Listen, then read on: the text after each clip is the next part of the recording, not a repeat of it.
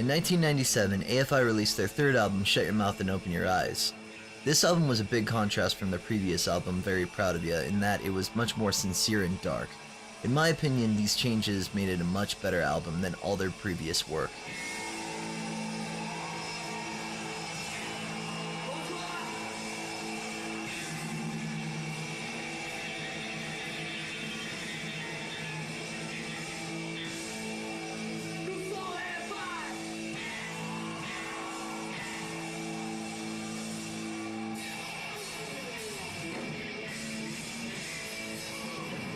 The opening track, Keeping Out of Direct Sunlight, lyrically draws a line in the sand between being either us or them, the pained and enlightened or the blissfully ignorant.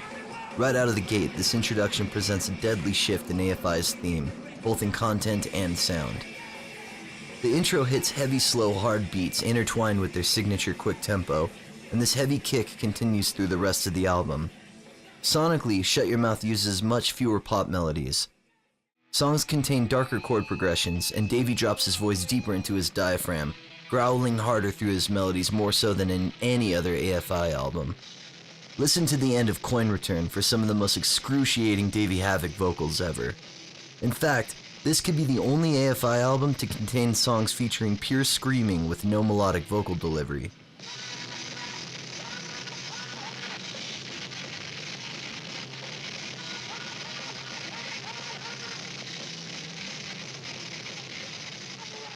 Songs like The Devil Loves You, the cover of Filth's Today's Lesson, and 3 Seconds Notice have no catchy hooks in the chorus and rely on pure, unharnessed, harsh vocals with voice-cracking deliveries consciously left into the final mix.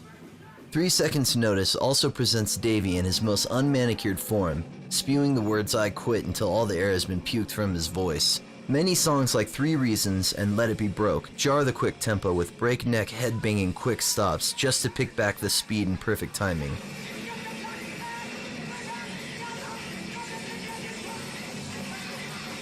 Lyrically, Davey doesn't present any humor aside from tongue-in-cheek jokes like "lower your head and take it in the body." The lyrics that address Davey's sincere perspective sink deeper away from the surface of commentary and into personal feelings of hatred and disgust. The tone of anger in the vocal deliveries feels very real and urgent, connecting the audience with the content of the lyrics and the reality of the music.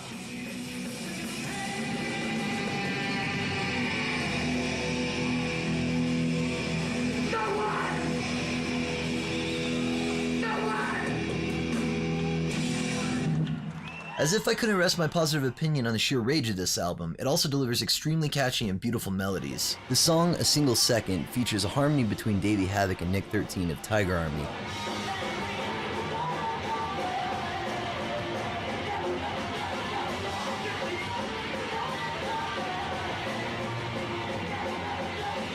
And other songs, such as Third Season, rely heavily on melody.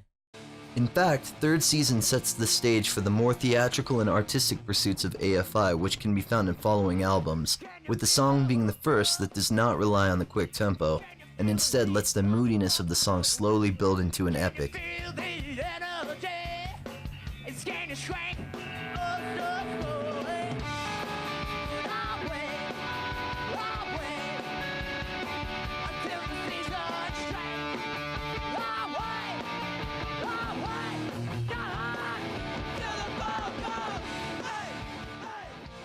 The A.F.I signature dark and dreamy quality can be heard drift into the end of Salt for Your Wounds, though this gothic romanticism won't be fully explored until their follow-up album.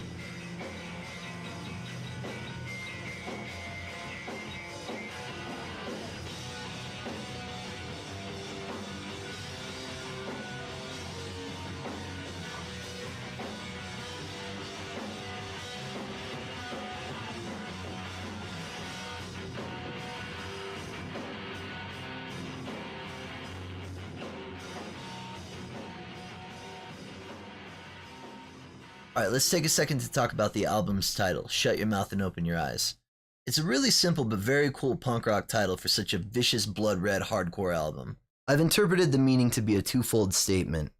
One, that Davey is prescribing to everyone to shut up and listen, and two, that Davey himself is taking in a new look at the world himself and collecting a new idea of its meaning. I find that this connects with his newfound lyricism, both in sincere content and poetic style. I look at the boy in the album's cover like the loss of innocence of someone glancing inward and marveling at the possibilities of this red devilish autonomous world, free from convention but lost to the recklessness of having no guide or path. I love the imitation of the antiquated Satanism artwork and how it connects with the themes in the lyrics. Representing Satanism with an older style of artwork rather than the modernized heavy metal version of Satan creates a feeling of mythicism that complements the romantic nature of Davies' blossoming poetic lyrics, while still keeping the mood black and evil. With so many changes stylistically, it's no wonder that the band lineup was going through a transitional phase during this era as well. Since the last album, A.F.I had been playing on the East Coast with the band Snapcase and was using their bassist Frank Vicario for shows. Hunter Bergen, whom the band had known through the band The Force, stepped in during the recording of Shut Your Mouth as a session musician. In keeping with the Satanism theme, Hunter claimed he requested $666 to play on the album.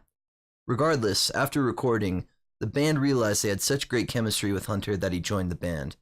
This would also be the final full-length album to feature Mark Stoffels on the guitar, who does play on the album but is not the only guitar player present. Nick 13 from Tiger Army is credited with additional guitar, as well as Jade Puget, who, after this album, became a permanent member, although Mark Stoffels is credited as Mark still playing Stoffels in the album credits, which seems to be an indication that he was deciding whether he wanted to remain in the band. I imagine that because the lineup was so loose, there were no band photographs displayed within the album artwork. Also, here's a fun fact. There's Japanese copies of Shut Your Mouth and Open Your Eyes that contain additional tracks of Self-Pity and Key Lime Pie, but I don't think that there is anything to indicate that these were recorded during the Shut Your Mouth and Open Your Eyes sessions. I think these may have been older recordings just tagged onto the album. Personally, I think having these songs associated with Shut Your Mouth is in bad taste because they're so out of place and throw off the vibe. The songs weren't where the band's head was at during the time sonically or lyrically, so it makes no sense. Until I hear them for myself, I'll probably just resign to thinking it was a tacky add-on to drum up sales in Japan. If anybody knows different, please let me know. So, as an A.F.I fan, I think I'm probably one of the few to herald this album as my personal favorite of all the A.F.I albums. In fact, it's probably one of my favorite hardcore albums of all time. It could have hit me at a perfect time in life when what I felt was perfectly aligned to what this album intended to convey, and so I connected with each foothold meant to communicate me down to its message. And this album hit me so deep that putting it on now, for just a few seconds, kickstarts a fire that lights up every crevice of what I'd experienced my first time through. The resonance of this album is uncanny, and listening to it reminds me of how I used to just get high off the anger, and how it inspired me to go out and start my own bands and write lyrics that meant something. Few bands have ever produced an album with such razor-sharp focus on delivering an introspective yet violent and uncontrollable sound as Shut Your Mouth and Open Your Eyes.